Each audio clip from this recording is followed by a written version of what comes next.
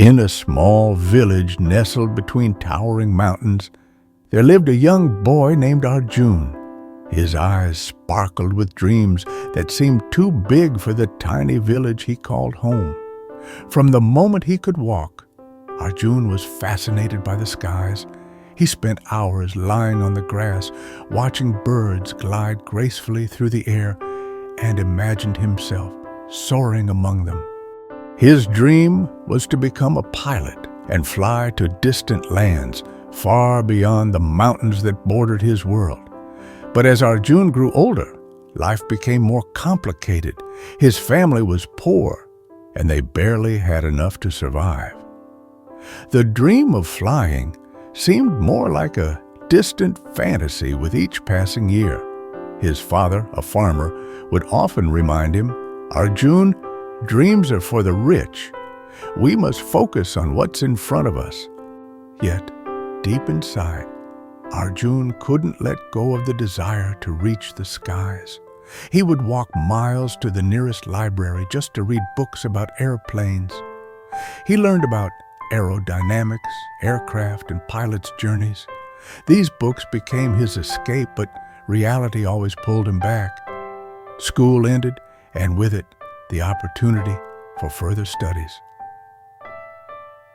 Arjun started working on the family farm, day after day, with dirt on his hands and sweat on his brow.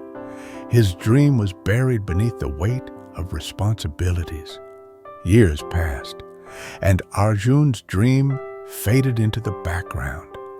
He forgot what it felt like to imagine a life beyond the village.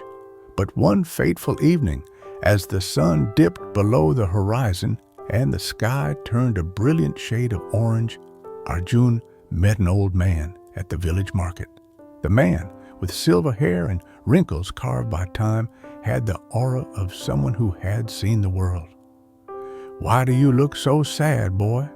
the old man asked, noticing Arjun's slumped shoulders. Arjun hesitated, but something about the man's kind eyes made him open up. "I had dreams once, big dreams, but I've forgotten how to chase them." The old man smiled. "You know, I was once like you. Born in a village just like this one, my dream was to see the ocean, but everyone told me it was impossible. I didn't have money, education, or connections, but you know what I had? Determination. I walked for days, took odd jobs, and eventually found my way to the sea." Arjun was puzzled. "But how? You didn't have anything." "I had everything," the man replied. "I had belief. The moment you stop believing in your dream, it dies. But if you nurture it, even when the world tells you no, it will find a way to become real." That night, Arjun lay awake, thinking about the old man's words. His heart pounded with a long-forgotten fire. Could he really revive his dream of flying? Could he still reach the skies, even though he had no money, no education, and no support? His mind swirled with doubts, but for the first time in years, hope flickered in his chest. The very next morning, Arjun took a bold step. He started saving every rupee he earned.